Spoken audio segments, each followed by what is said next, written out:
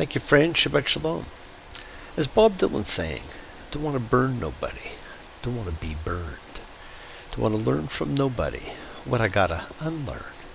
Don't want to cheat nobody. Don't want to be cheated. Don't want to defeat nobody if they already been defeated. Shoftim, judges. This parsha is about justice, but it's about more than justice. It's about how hard maintaining divine justice is, and how hard it is for us to overcome the foibles and imperfections of our species. It's about the common community member, and how important community is, and how the king or leader has an obligation to follow not just the law, but the divine law that protects all of us, and protects one of the things that brings divinity to man, dignity. Our sages placed a great value on human dignity. We live a double life. We have our external world, our relationships with family and friends, our jobs or careers, our place in society. We also have internal lives, private feelings and thoughts, contemplations, introspections. We are influenced by both spheres, and we need them both. But too often it is the external world which provides our sense of worth and respect. This parsha reminds us that we emanate from the internal to the external, and we must maintain balance. In order to maintain that balance, we have to hold on to our integrity. Integrity and dignity. Honesty, honor, truth, self-respect, pride, self-worth. These are the words of integrity and dignity.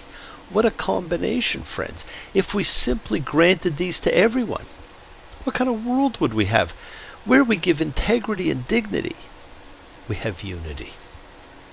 We are told at the beginning of this parsha that judges shall judge the people judgment with justice.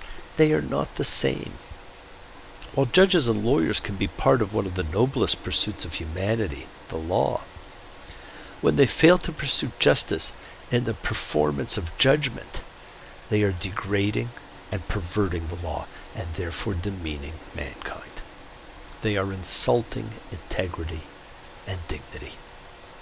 And there's a warning of the dangers of bribery, for a bribe blinds the eyes of the wise and perverts the words of the innocent. It shouldn't be, but for many, that is how the norm appears. We were also told that it took 2 or 3 witnesses to put someone to death, not just one.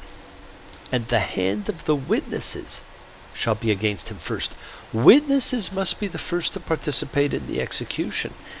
Capital crimes were crimes against the community, and accordingly the whole community took part, and this stipulation compelled witnesses to be very cautious about their testimony.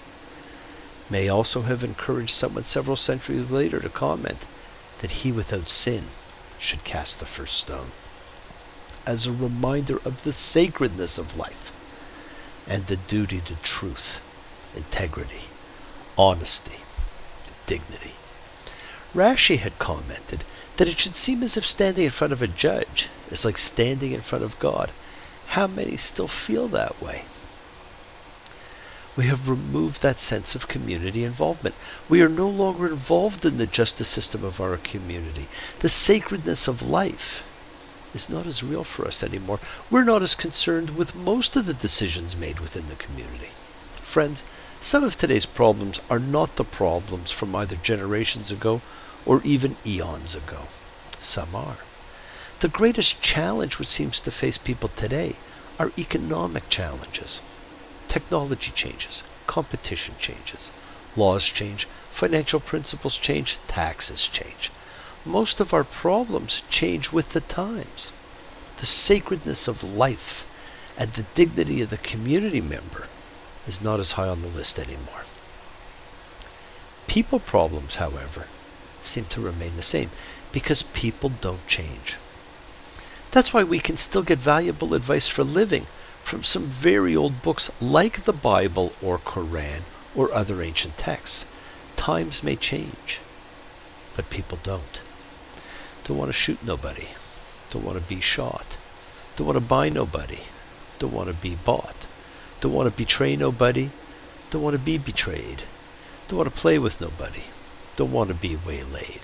We are given what would appear to be a prediction. We are told the people will want a king whom the Lord your God chooses, church and state. The same term is used for temple and king, but stipulations are put in place to keep integrity and dignity at even the royal level. For he is not to get himself many horses, many wives, too much silver or gold, all the things associated with excess.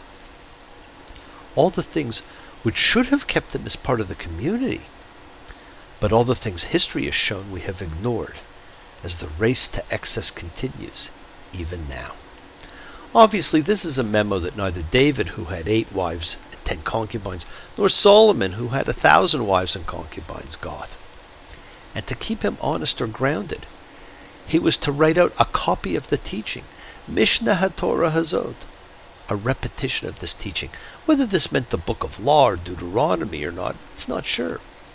But his own written record of the rules and regulations as a reminder of where he came from and who he served was to be his constant reminder.